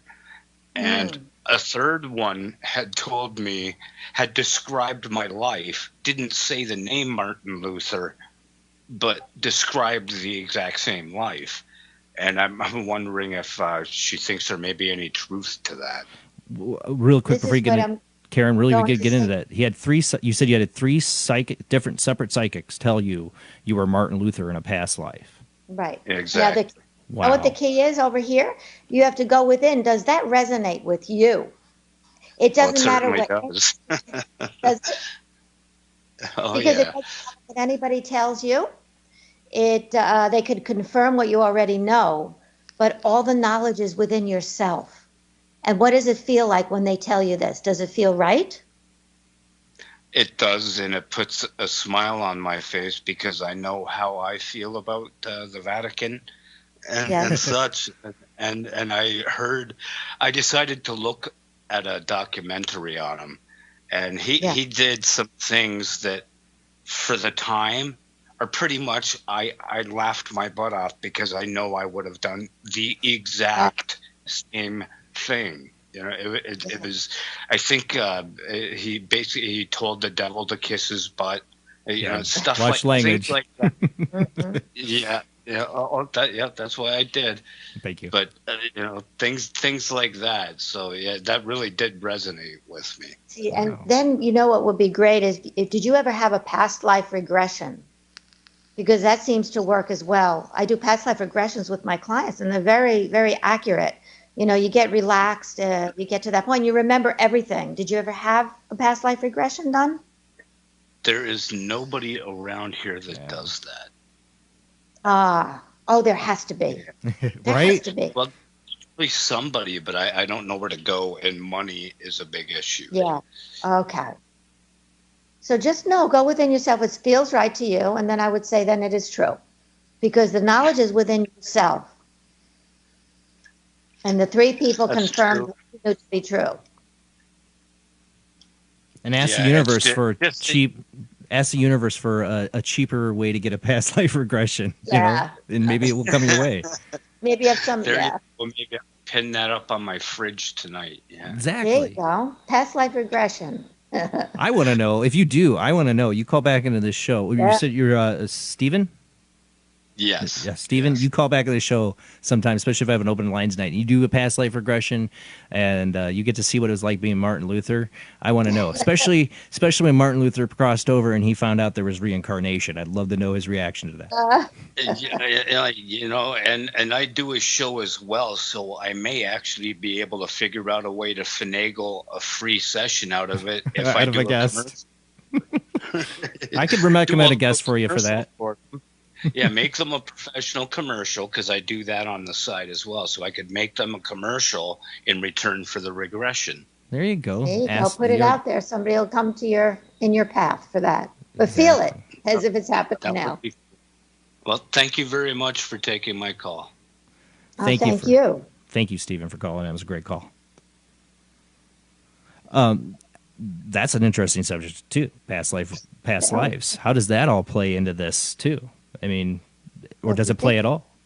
It plays very much so. We are spiritual beings, and the energy of who we are continues, and we decide whether or not we want to come back.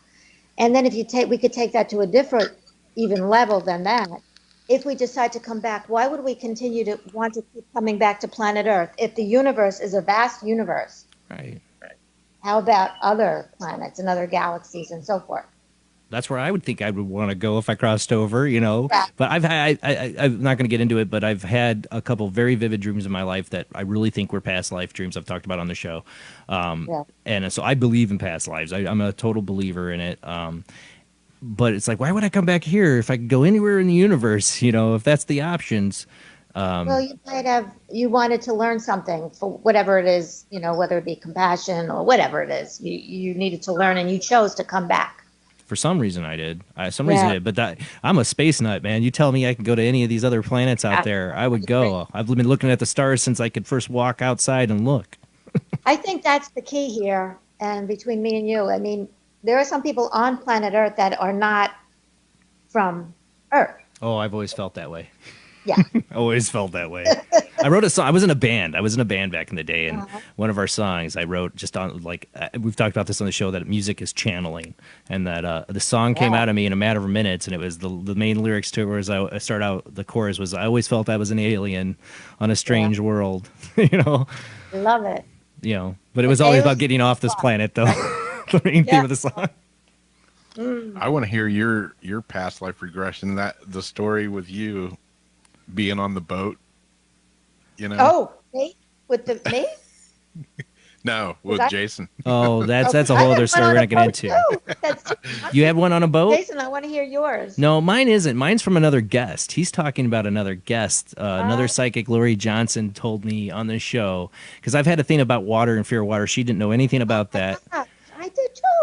Yeah, and she told me she just came out of the blue and says, I wanted to tell you, I'm having a vision right now. You were, in a past life, you were a sailor on a ship that got lost in the Bermuda Triangle. And somewhere there's a photo of you Oh my on God. that ship. She's like, I can see the photo. It's out there. So I've been looking at ships that have gone missing in the Bermuda Triangle. She said I went missing. And she's like, it's part of my wonder of the unusuals from that experience from a past life. Wow. So now I want to hear your boat past life experience. Oh, that's why I thought you were talking to me. I do have a fear of water as well, and I thought it went back to when I was a baby. My mother was giving me a bath, and Me too. I went you too, and I went under the water. Did that happen to you? Mine was the YMCA, and they had like a infant swimming class. And I was talking to the beginning of the show about early memories and the scientific studies saying that they're fake. And I'm like, no, that's not true. They are real. I remember my mom dunking me underwater. This is when I was a toddler. I was not even hardly one, and dunking me underwater and just being terrified, like screaming my head off. That's a subconscious, fear. Yeah. The other babies were fine. I was the one going nuts. Right. But yeah, so that happened, and she was giving me a bath, and I went under the water, and I turned blue. Oh wow! And instead of getting me, she freaked out. Instead of getting me out of the water, she ran downstairs to get my grandmother to get me out of the water. So I thought my fear was from that point, but I had a past life regression in which, long story short, I was on a boat. See, the same thing, but it was during the Vikings time. It was crazy, and I saw everyone jumping, drowning, going off the boat and drowning, and I was the surviving one, seeing all of this happening. Oh wow! So, who knows? Is that what makes me afraid of water, or was it my mother's? I was underwater. Or your experience of freaking out underwater when that happened is because of that past life. That's why, right? Yeah. So yeah, you wonder, our insecurities, our subconscious fears, how much of that bleeds over from our past lives. You think past life regression is a helpful tool to get over that? I do. I would love to do it. I did. After that, I actually was able to understand that was from a past life and not this life. And I actually took swim lessons because I don't swim, and instead of, I'm not afraid of the water now, but I don't love it. Let's say that's how I am too. I got over it, but I'm not a big fan of it either. I love to look at it. I love to be near the ocean. Me too. I love boats. I'm fascinated by boats. I love big boats, and me too. Yeah. But I like that they keep me above the water when they're working, not under it. Big boats. Yeah, I've always wanted to have a past life regression. When you do have one, I'm just curious to know from your perspective, when you had a past life regression, how vivid is that? Oh my gosh, you become that person. Really? As a matter of fact, when the person was regressing me, he was saying, Karen, and I said, my name's Ursula. And I remember it vividly. I said, why are you telling, that's not my name. And I'm not crazy. I don't think I am. And I just felt the name and what I looked like and what I saw and everything. So it was amazing. Yeah. Now, when speaking of that, like somebody like Wayne Dyer who's come through, does he still communicate with you now? He does. The first 2 years after he passed, it was a lot. He has 8 children and a wife, and he would tell me to call them at specific times, giving them messages. They were going through different things in their lives. Now, not as frequently as it was, but yes. Well, for them just to tell you, hey, message my kids right now, that's got to be difficult. I'll give you one example. Yeah. Crazy things that without a doubt it was him. And so many things happened like this. But one day, 6 o'clock in the morning, 6 a.m., he tells me to call his daughter Tracy. Call Tracy at 6 a.m.? now. Yeah. So I said, no, it's 6 o'clock in the morning. And he's, call her now. And I'm like, oh, my God. So I texted her. I said, I'm so sorry, Tracy. I'm really sorry. Your dad is here. Can I call you? And she immediately responded with yes, exclamation. So I called her and I said, I'm really sorry. And she was crying. And I said, before you say anything, this is what your dad is saying. He can hear you, but you can't hear him. And she started to cry and she said, Karen, I just had a dream of my dad. And in the dream, I was screaming at my dad, can't you hear me? Can't you hear me? Oh, wow. And right after the dream, he tells me to call her up, and it was crazy. I mean, those are the types of things that he came through with, those types of messages. Without a doubt, you knew it was him. This is why you have returning clients. Yeah. But yeah, that's crazy. I mean, I would be like, I'm not even texting somebody at 6 a.m. about this. He yelled at me. I always get yelled at by him. Well, what I was going to get to with that too is, you've been given these communication. I mean, it's remarkable to have. Most people don't get that experience to get communication with their loved ones after they're gone. So their family, you've definitely made them believers, especially if they're, something an incident like that. They got to be believers in it. Right. That's very special. That's a very special relationship to be able to carry on after side. But at some point, does Wayne carry on and move on into a new reincarnation, and does communication stop then? That's what I've always wondered. Yeah, if he did decide to come back, the communication would stop. But right now, he's joined forces with the group consciousness called the We consciousness. So it's hard to differentiate him from the other celestial beings in that consciousness. Whereas when he speaks to his family, he speaks singularly with the personality that he had when he was here on the planet. But when he comes through with the group consciousness, it's only peace and love and all of that. So I want to tell the listeners, too, when our loved ones come through, they retain the same personality as they did when they were here. They are evolving and growing, total love and peace. But if they were loud here on Earth, they're still loud when they come through. If they were quiet, they are still quiet. If they crack jokes, they would come through with jokes, etc. And you wouldn't want it any other way. The personality of them continues. But they also kind of wake up to discover they were other people. If there was reincarnation, that's got to change this person a little bit. Yeah, absolutely. And because time is an illusion as well, and you realize it's all now, which is hard to understand when we're in the physical body. I've always wondered if time is an illusion. All right, somebody passes on to the other side. When they get there, people are like, why, a lot of people don't get this communication. They don't know how to recognize it. But sometimes I've heard mediums say certain spirits just didn't come through for them. But you wonder when a person gets to the other side, to them, it's only a few minutes and you're going to be popping along to the other side with them. To them, it's like, yeah, I'm talking to you now, but we're going to see each other here in a few minutes in my perspective. Time runs different. It's all now. Yeah. It's all now. So there's no rush for them. There's no wait. It's going to happen. The time doesn't exist to them, so it doesn't matter. Right. And it's hard because the living loved ones often say, are they missing me and all of this? And I said, first of all, they can feel you and see you. You can't see and feel them. But it is exactly what you're saying. It's all now, and you're joining them, and they feel it as if it's happening now. They don't get it. It's very difficult to understand. Right. Well, it's our material universe brains can only concept so much of that, especially if you talk about time and time travel and all the, the concept of reality itself, it starts to make your head hurt. Exactly.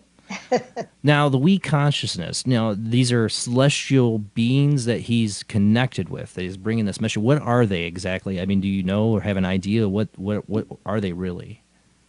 It's a group of highly evolved, loving entities who are trying to raise the consciousness of the planet, that are joining forces, uniting as one to help us to understand what we could do to raise the consciousness of the planet. Because it's so sorely needed. Yeah, especially at this time. So, I mean, so you're probably not the only medium then they're coming through too. No, it's whoever is willing to, whoever's on the same vibration as they are. Now, I've always been a peace activist my whole life, so of course this is who's coming to me. That's exactly what we were saying. Whatever we're thinking and feeling, we're attracting like unto ourselves. So I'm attracting that type of consciousness in my vibration. So anybody else is like they can only really get through to the people who are able to listen to them because they're at that vibration. Yes, and exactly like what you were saying before. You're in a band, so you channeled music, and chances are, yes, you probably did.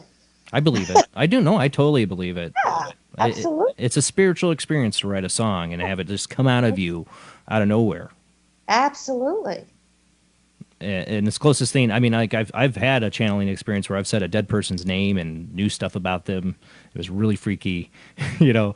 But the closest thing I could compare it to is like when I write a song. You know, that was the feeling. It's that little inner voice that nudges me to put this certain guitar riff together and throw these lyrics that would just come out of my mouth together. And it was just that's how I wrote songs back then. Exactly. You tapped into their energy, the higher energy. Yeah. Well, it makes you wonder with like the we consciousness, the idea that they're trying to, you know, could they, even though if people can't hear them, maybe their vibration's not there. Are they trying to influence people still like that can't hear them? Their vibration's low, but they're still trying to reach them in some way, right? Oh, absolutely. They're trying to raise the consciousness of this planet. You know, whoever will hear it, it's still there. There's a story I talked about in my book. It's gentleman T.D. Jakes. Now, I'm going to say this story, but I'm not going to do it justice. But in any case, about the giraffe and the tortoise. Okay. The giraffe is only able to see high in the trees, you know, and all of that, all above the land. The tortoise only could see what's on the ground. If the giraffe looks down and bends its neck to see what the tortoise is going through, it actually could kill itself. So in order for what we have to do, we have to raise the vibration of those who can't see and feel. We can't lower our perspective, you know, because we'll hurt ourselves. We want to raise the vibration of the planet, and in so doing, change the world. It makes sense to me. Yeah. It really does. Because even as a paranormal investigator, I've seen how a group's vibration can change a place where people have been experiencing dark entities. Because when I come with a paranormal team, we're all friends and we're doing what we love, and we're having a good time. So that's an energy, that's a field. We walk into a home where people have had Bibles thrown across the room and things moved and been attacked, and then we get there and that negative stuff's just not happening. I always have to remind the client, and I remind my own paranormal team, is that our energy's changing it in here. Yes. I've told people who have had negative homes or negative experiences homes, you know what, throw a party. Throw a good party, not alcohol or getting blitzed or anything like that. Just throw a party with your best friends. Just hang out, have a good time, change the energy in the home, and it will affect them. I think positive energy like that can keep those negative entities away. Because I've had that. I've had a negative entity experience. Yeah. And I know changing how my mindset. I was in a dark place when this thing attacked me, and it kept wanting to keep me there. You know what I'm saying? It wanted to keep me in that dark place because that's energy it could chill with. But as soon as my energy changed, that's it. When you changed yourself, you gone. changed what's attracted to you. Yeah. Right. Turn on the light, the darkness goes away. Exactly. Exactly the correct metaphor. How it ended for me was a light, a spiritual light that came into my room. I'm going to get into it, but you know, but I do think I also think there's, you know, that comes to me too, that, you know, you talk about the celestial beings and all that are trying to raise the vibration. I do believe I have relatives on the other side that watch out for me, you know, or spirits that do, you know.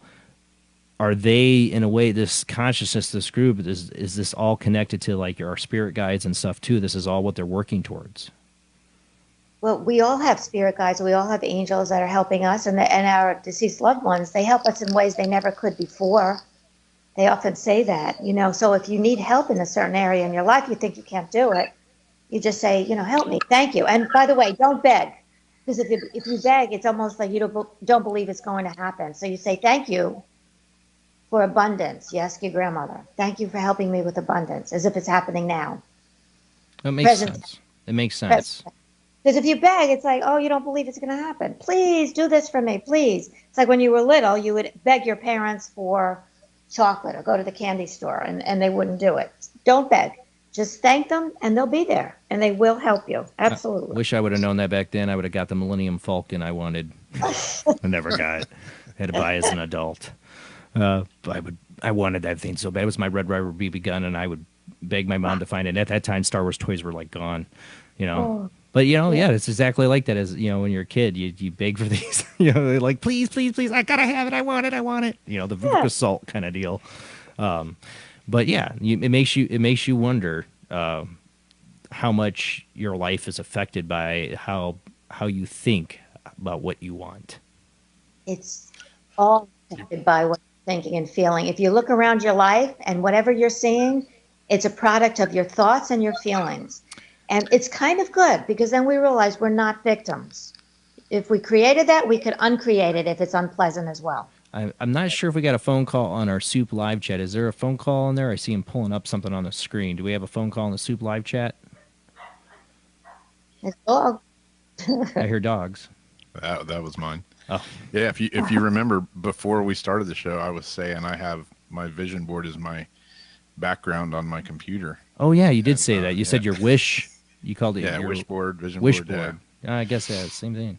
You have is- all need positive pretty- there? Yeah, Hopefully it all is. It positive, is all negative. positive. I just need to Beautiful. get out of this funky rut that I'm in. Did I help you with the vision board a little bit? Because it's very important, the wording and the, what you have Please. on it. Yeah. What do you have now? Well, I've got all these windows open, but I just have several things that I want. Nothing like my garden to grow better, and just nothing. I didn't want to Beautiful. ask for stuff and feel greedy, but You're not. yeah, If the there's things. universe is yeah. There's things that I want, and health, better health, and more abundance, and just different things like that. So And you say so far, yeah. it hasn't been working to my Okay, advantage yet. all right, so let's What listen I to was what she going to says. say is it doesn't Okay. matter what you have on a vision board. If you can't feel the feeling of your wish, it doesn't happen. You have to feel the feeling of your wish fulfilled. What would you feel like if you were abundant? What would you feel like if you were healthy? What would you feel like if your garden was growing? You feel it, pretend it, pretend it's happening in your mind's eye. The universe doesn't know if it's just your thoughts or if it's a reality. It really does work, but you have to feel the feeling. It doesn't matter what you have on the vision board. The vision board is a physical manifestation of what you want. And if you could look at it and feel it as if it's happening, that's when it works. Okay. You have to do it. Feel Yeah, it. I think positive. I get on this positive track, and then I have so many obstacles that it throws me off track. Okay, so let's put something in there like barrier free, or we got to put something on there Yeah, easily and there you go. effortlessly. Put easily and effortlessly next to whatever you wish. Easily and effortlessly. I want you to Or put something. I want you to put a picture of the Fonz from Happy Days jumping the shark There you go. effortlessly. Yeah. Because you're a surfer, you get the idea. Yeah. Give you that feeling. You're just going to jump all those hurdles with like the Fonz. Yeah, there you go. You Jump the also shark. might manifest the funds if you put him on there too, like the vision board I was telling you before. Hey, Harry Winkler, come showing up at your door. Get him to come on your Hey. show. Yeah. Yeah. Like, hey, where's the Fonz? I can't even not remember what he said. It was his catchphrase. I totally lost it. Anyways, no, that I've thought about I want to do a wish board or a vision board. That sounds. I believe that you can by visualizing can help you because that's one of the things. Is like I've had the other guest on. They talk about you got to feel it. Yeah. Feel how it is, what you want. Feel what it would be like if you had what you want. Feel that, live it, dream it, feel it. Yep. I can't imagine what I picture, what I want. One of the things I focus on. One is I want to live to an old age to see my kids have grandkids. I want to be here with them as much as I can with the rest of my life. But what I want is to be able to do my show.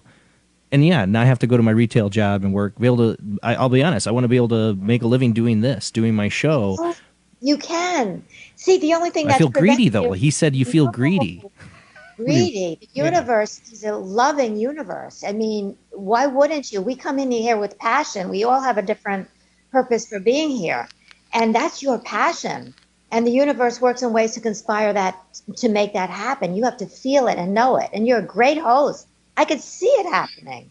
I feel it's very easy for me to talk to you. I've been on many shows. And you have the questions, you come right out. I could absolutely see you do this, but you have to see you do this. That's the hard part. Like I can see Yes. myself doing it, but it's hard for me to see myself feel like what it'd be like not to have to go to my retail job to be able to do this, make a living, Yeah. and have all the main reason is to have as much time as I can with my family and do something I completely love and be able to do it for a living. It's a really hard business to do that. So I know realities. That's what gets what I think of It realities. doesn't matter about reality. It doesn't matter about what is. I have so many stories I could tell you. I've had clients, one had stage 4 lung cancer, and the doctor said that was it. And I said, I don't care what the diagnosis is, and I can't get into your head, but if you could feel the feeling of being well, it will happen. She's healed. I had another That's one, awesome. stage 3 multiple myeloma, same thing. She did the same thing. There are people women who couldn't get pregnant and they felt it. There's different stories. One manifested a Corvette. She wanted a Corvette. Another one, whatever it is, it doesn't matter what is. It does not matter. I could tell you a story about getting into Hay House. It's the biggest spiritual publisher.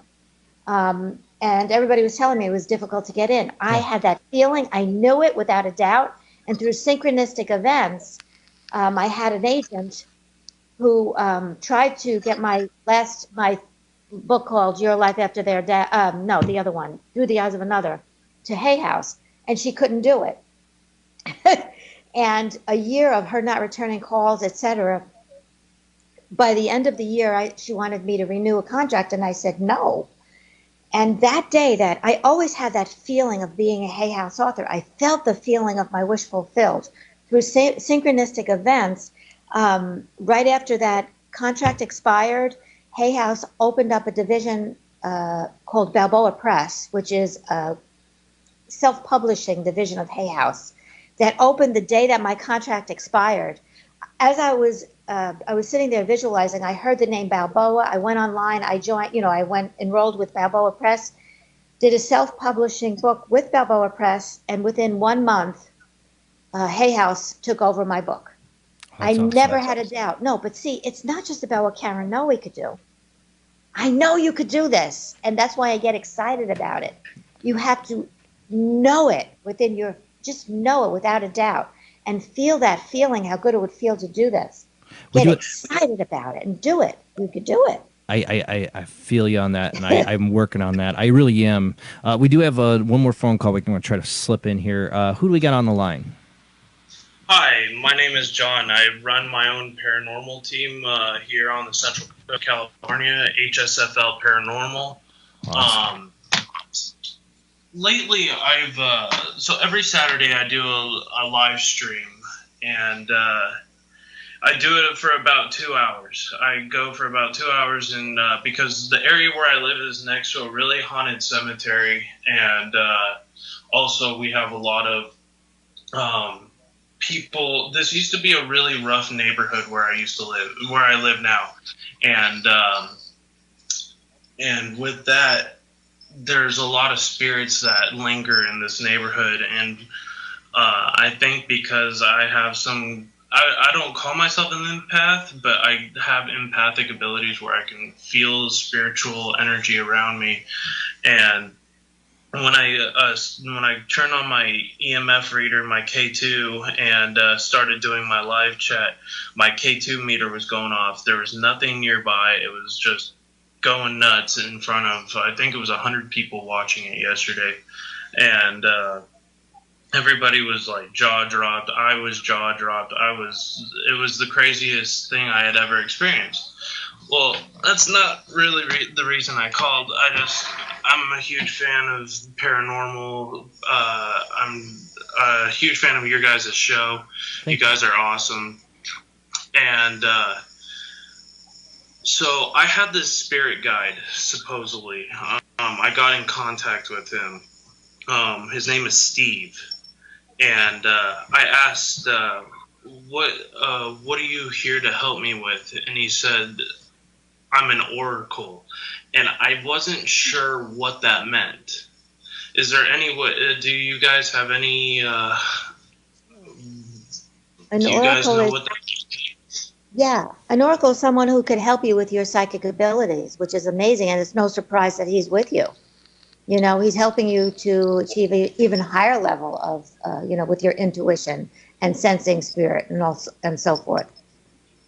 I mean, is that something rare for spiritual communicators to get? Or, I mean, like, because I've never heard that from any of my other paranormal friends who do spirit box sessions, and I'm friends with some pretty big time YouTube guys who do the paranormal stuff, and they were looking at my channel like, what does oracle mean? and we were all kind of just shocked watching it. That's how you know for sure that it is a real spirit guide, because you didn't even know what it was, which is pretty cool. I didn't hear it until I played back the video, like 2 hours later. So, and people had kept saying your candles in your room are flickering on and off during your live stream. They're like, check your EMF reader, it's going crazy. And then also last night I had my dog started barking out of control. I wasn't quite sure what was going on, and I started to sense this heavy feeling in the room, like something sad, maybe melancholy type feeling. And I turned on my spirit box. Well, I turned on my K2 meter immediately, and it started going crazy again. And I asked how many spirits are here. It said 4, and I said, "Well, who wants to speak with me?" And it says a woman, and I'm lost. And then I said, "Okay, what's your name so I can help you?" And immediately it said Janet. And I mean, my mom heard this, and she was just like, "Wow." Well, maybe the spirits are the oracle thing too, trying to tell you that, you can go beyond the spirit box. You can talk to them without it. Yeah. Yeah, that's true too. And I try it, and the crazy thing is, I hear like air-to-air EVPs in my house. Like I remember going to bed a few weeks ago, like at night. I know you probably have a really good story on this, but we're getting towards the end of the show, and I want to give Karen the floor. So I'm so sorry. I hate cutting off somebody, but I really appreciate you calling in. Thank you so much for calling in. Look forward to chatting with you guys again, possibly. What's your YouTube channel? HSFL Paranormal, and Presence of the Unknown is my paranormal investigation crew on the Central Coast of California. I will have to check that out. Thank you so much for calling in. You have a great night. All right, you too. Take care. All right, bye. Yeah, I think too, when people... Oh, I was going to echo there. I think too, when people ask to talk to spirits, you're going to get them because you're asking the universe, right? Exactly what we were saying before. Whatever you're tapping into, that's what you're going to attract into your life. So it's no surprise he attracted an oracle. Yeah. He's looking for spirit communication. It makes a lot of sense. Absolutely. Now, Karen, we only got a few minutes left, so I wanted to give you the floor if you had any last information you want to get out to the audience about yourself, or where they can find your books and website and all that. I want to make sure we get that out again. So you can find me on my website at KarenNoe.com. That's KarenNoe.com. And you can find my books on Amazon, on my website, and any major bookstore. And I'm traveling with the Dyers, the 2 daughters and myself. We're going to be at Omega Institute at Rhinebeck, New York, to talk about the We Consciousness. So check us out if you can. I think it's so awesome that you are so connected to that family. It's a testament to your ability. I mean, if you weren't really communicating with Wayne Dyer, they would know. They put in the back of the book, they're all testimonials from them. So that's the most important thing. Yeah. If you go to a medium, you need, without a doubt, it's not just vague messages that your grandmother's here and loves you very much. You need to know what was your nickname or something that only you would know. Definitely. Things like that. And your website is www.KarenNoe.com, correct? That's right. Everybody go check it out. Check out her book. I'm almost done reading it. It's really good. Like I said, these are things I'm really into right now that I'm trying to really set into myself, because these things I've always believed in, but I really need to understand it more and change my life. Is the books like this, We Consciousness, 33 Profound Truths for Inner and Outer Peace by Karen Noe. Check it out. I am truly enjoying the book. Thank you for the book, Karen, and thank you for coming on the show tonight. Oh, thank you so much for having me on. And I'd love to have you on again sometime in the future, talk more. Absolutely. Absolutely. All right, guys, that's it for Paranormal Soup tonight. We will be back next Sunday with Steve Mera and Barry Fitzgerald. They're going to talk a little bit, I think, about On Stellar that they're involved with, the new paranormal social media site. I think they want to talk a little bit about the Peruvian mummies, the three-fingered mummies, about how all that's been kind of debunked. They got some good information on that and just what they've been working on. So we'll get them. They'll be their first time on the show. Can't wait to have them. Same bat time, same bat channel, 10 p.m. to midnight Central Time, 11 p.m. to 1 a.m. Eastern. Of course, I think I'm going to talk them in. They're both over in England, so we'll see. But I think I'm going to talk them in, maybe doing a 3-hour show. We'll see. We might do a 3-hour show next week. All right, guys, thanks for watching. Check us out at Midwest Paranormal Presents Paranormal Soup on our Facebook page. Check us out on YouTube at Paranormal Soup. And check us out on Late Night in the Midlands Radio Network. Please go donate, subscribe, do what you can to help keep this great network and all these great hosts on air. Without you, we couldn't make this network possible. Have a great night. See you next week.